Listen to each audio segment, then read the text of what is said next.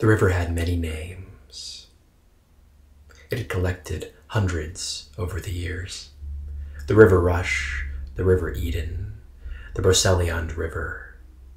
It wound through the great forest, from the north to the south. No one knew where exactly it began. Some said that it began from the ice flows of a frozen mountain far to the north. Others said that its origins were not of earthly location at all, but that it came from the spirit waters of Yev'Alon and landed in the Broceliande to flow into the mortal world.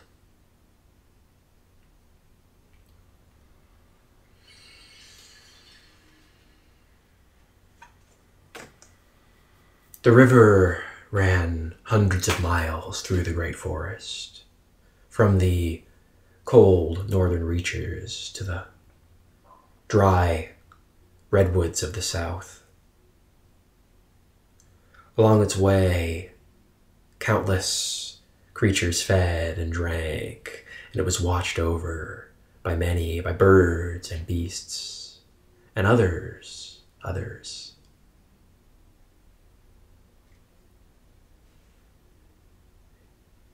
In the middle of the Broceliande, alongside the River Rush, a great tree grows.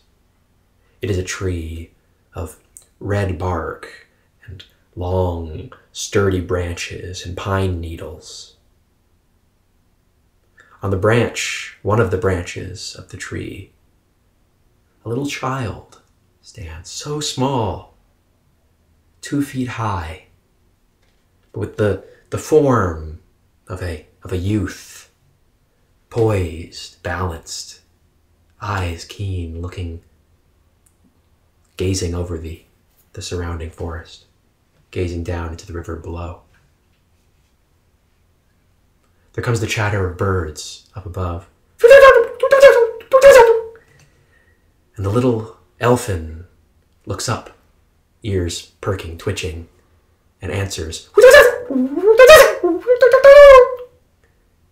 The birds chatter a moment longer, and one of them flies away. The elfin looks back down, glances over at the forest where he sees a silver fish leap out of the water and back in. Watches the ripples for a moment, watches as the fish disappears, submerges, and then swims downstream. The elfin smiles.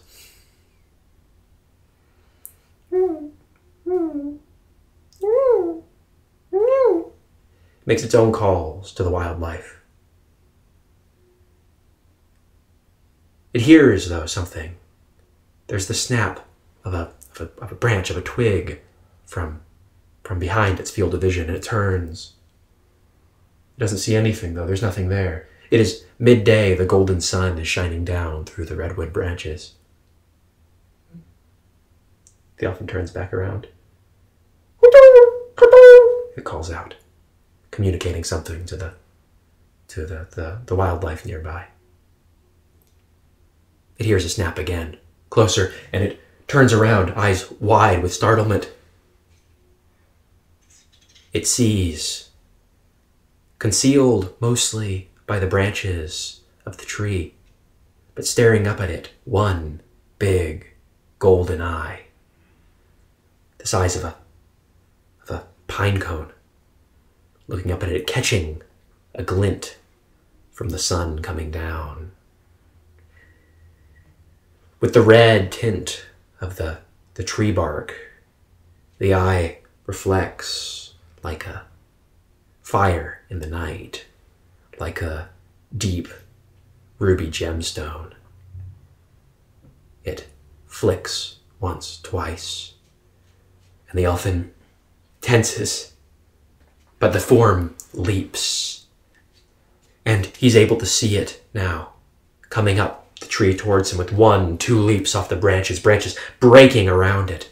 It's huge, giant lynx, the size of a lion, somehow propelling itself up the tree.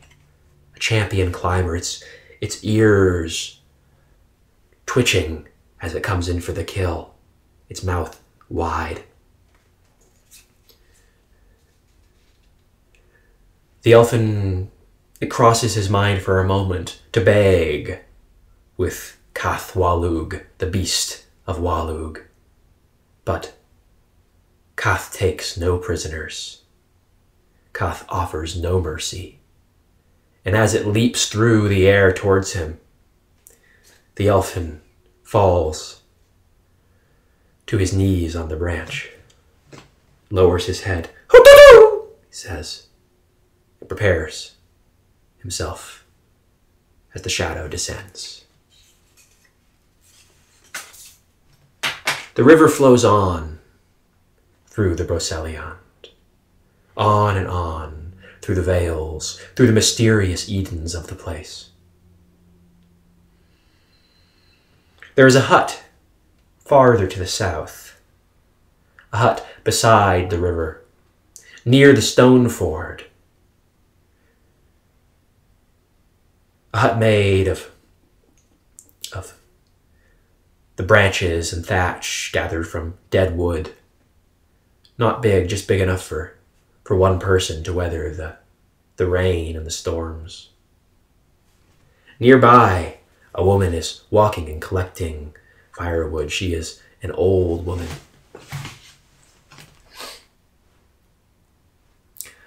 Her back is hunched with the ears, her nose is long. Wrinkled face. Her hair is pulled back behind her head. White hair. Still a full head of hair. And there are twigs caught in it and bones tied in.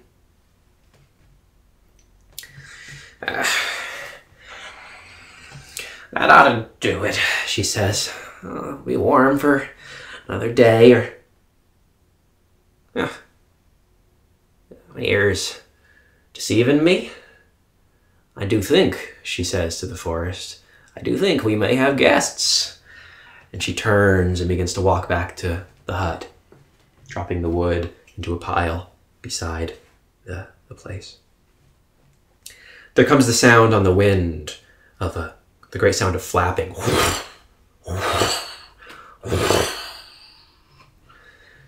Yes, yes, make yourself comfortable, she says, as the sound stops and whatever creature has come rests behind her. Pull up a stool, she says, or a branch, whatever takes your fancy. She turns and she settles back onto a log beside the hut, a log that she must use for a bench when sitting outdoors.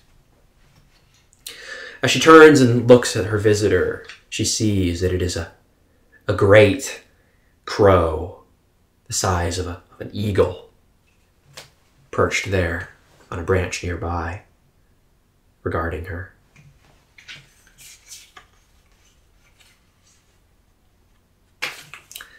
Well, I'd ask why you come, she says, but I don't want to waste either of our times.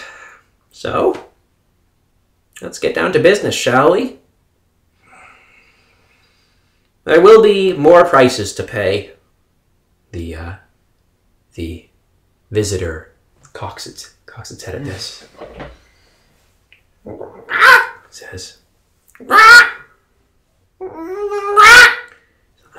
no need to fuss to me. I don't make the rules. She says, I'm just telling you, if you want to continue in your ambitions, there will be more prices to pay. I can tell the same to anyone else. Look, I know you don't like it any more than I did, but change doesn't come easy. It doesn't come fast, she says.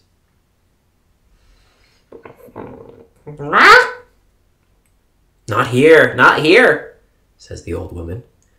You won't find it here. You'll have to go back. Don't bother objecting. It's the way of things. It's how it is. That's where it is. You'll have to go back for it.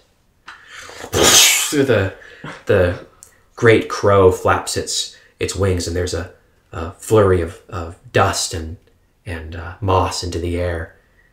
Its talons are still gripped to the branch. Temper, temper, says the woman.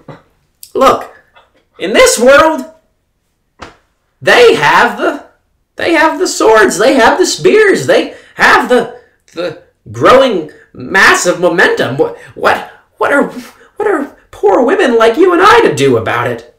If you want to affect change, it'll be there. It'll be with them. It'll be playing by their rules. Says the crow. I'm not saying that you have to lose yourself in it.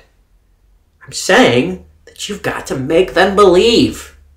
It's just a game. You never played games? The crow doesn't answer, but gives her one eye appraisingly. And you'll have to do something about that shape, she says. It's gonna do fine you here, but down south they're likely to kill you faster than they say hello. Well, I think that's about it. I don't really have anything else to tell you. We'll talk again when you've come to the next stage. The crow eyes her for another moment. Its beak is sharp and it looks like it wants to tear her throat out.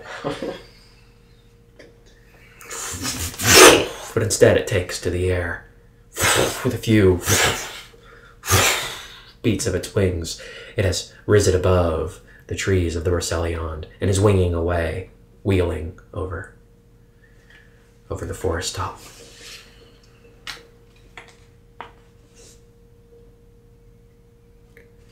The tree branches sway with its travel, the tips of the trees blowing in the wind that it creates.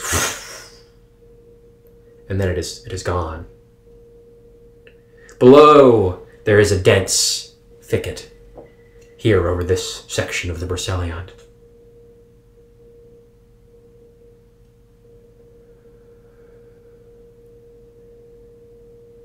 And there are voices coming up through it.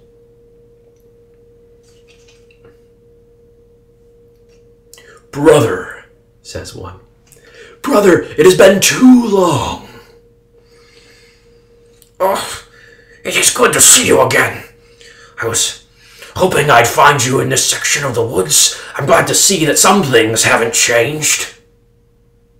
You are always welcome in my turf, says the first. Come, I don't have any of your favorites, but there are berries, if you know the way, and I know the way. There is a great brown bear lumbering ahead.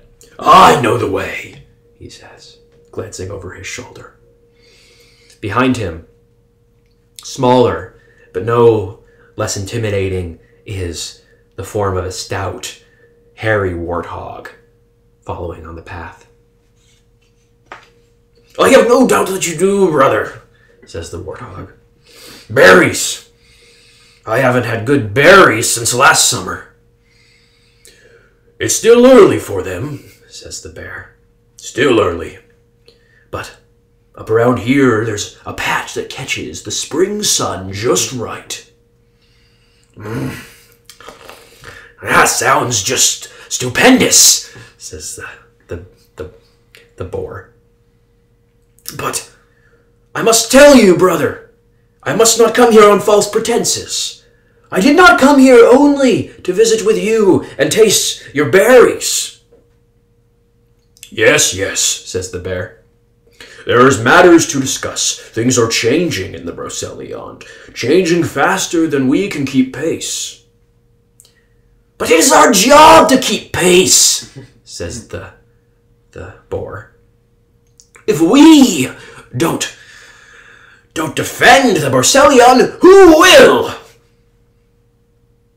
Her Majesty has issued no call, says the bear.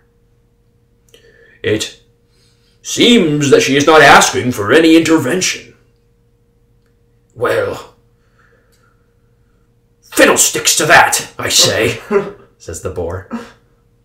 We can't just stay here and watch things pulled out from under us. We can't just let the horrors unfold without acting. I'm sure she would say that the forest can take care of itself. But it can't, says the boar. And besides, are we not part of the forest? We are placed here to defend it, to act upon it. Perhaps she issues no directives because she trusts us to do our job. We are the Tutates of the Broceliande, the guardian spirits. If we do not guard it, what will befall?